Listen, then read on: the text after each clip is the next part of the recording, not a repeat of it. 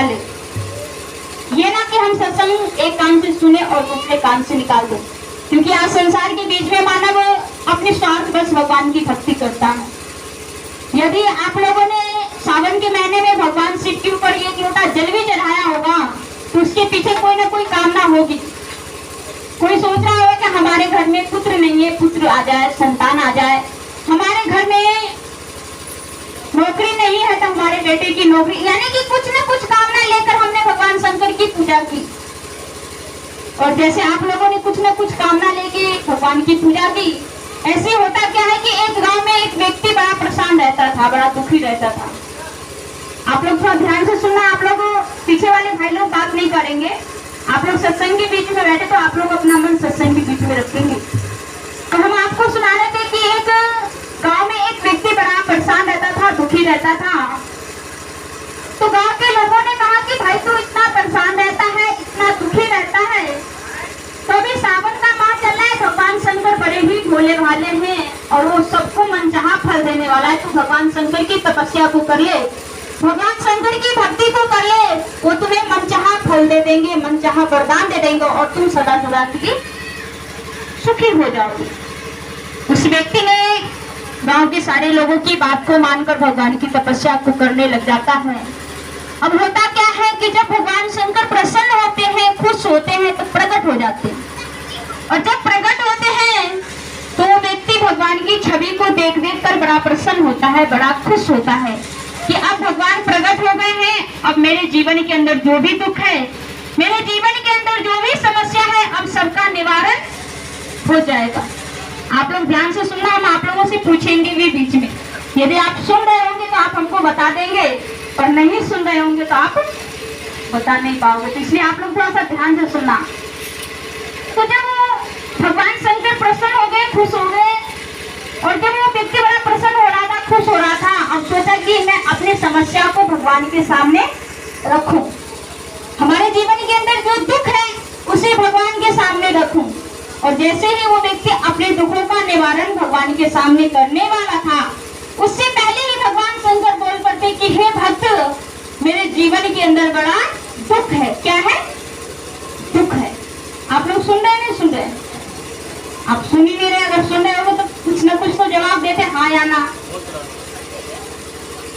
तो जब भगवान शंकर ने कहा कि हे भक्त, मेरे जीवन के अंदर बड़ा दुख है, तो व्यक्ति बड़ा अचंभित हो जाता है। जैसे आप लोगों के सामने भी यदि भगवान प्रकट होकर कहे कि हमारे जीवन के अंदर दुख है, तो आपके मन में भी यही संदेह हो कि भगवान के जीवन के अंदर कैसा दुख है, क्योंकि भगवान तो सबको मनचाहा फल देने वाले हैं, और भगवान के जीवन के अंदर भला किस प्रकार के दुख है। उस भक्ति के मन में भी उथल पुथल चल रहा था कि भगवान के जीवन के अंदर कैसा दुख होगा, किस प्रकार का दुख होगा। भगवान तो सबको मनचाहा फल देने वाले हैं। उस व्यक्ति से रहा नहीं जाता। वो क्या होता है कि भगवान शंकर से पूछ लेता है कि हे भगवान, आप कृपा करके दया करके हमें ये बताइए कि आपके जीवन के अंदर दुख किस प्रकार का है, क्योंकि आप तो सबको मनचाहा फल देने वाले, सबको दुखों का निवारण करने वाले, अब आपके जीवन के अंदर किस प्रकार के दुख है।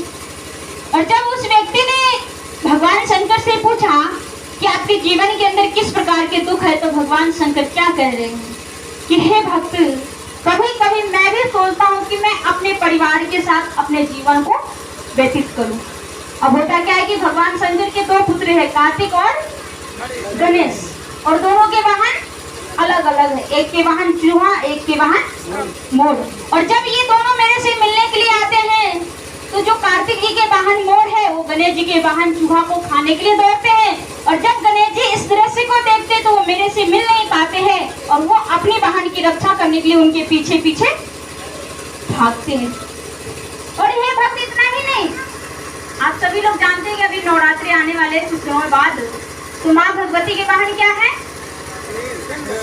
आप लोग जानते हैं, आप लोग माता बैठती तो आप लोग देखते नहीं हो क्या? गली गली में माता बैठती है, क्या? शेर है। माँ भगवती के वाहन शेर है, और भोले बाबा के वाहन नांदिया है। नांदिया भोले बाबा की नांदिया है।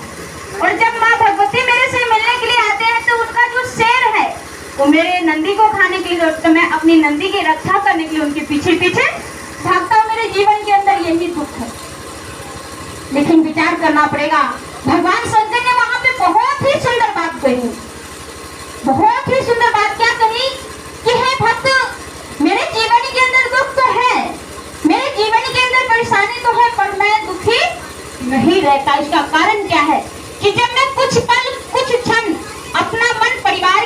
लगाता हूँ तो मेरे जीवन के अंदर दुख आ जाता है, और जैसे मेरे जीवन के अंदर दुख आता है तो मैं अपना मन परिवार से हटाकर उस प्रभु परमपिता परमात्मा के नाम के बीच में लगा देता हूँ, जहाँ सुख और आनंद की प्राप्ति होती है।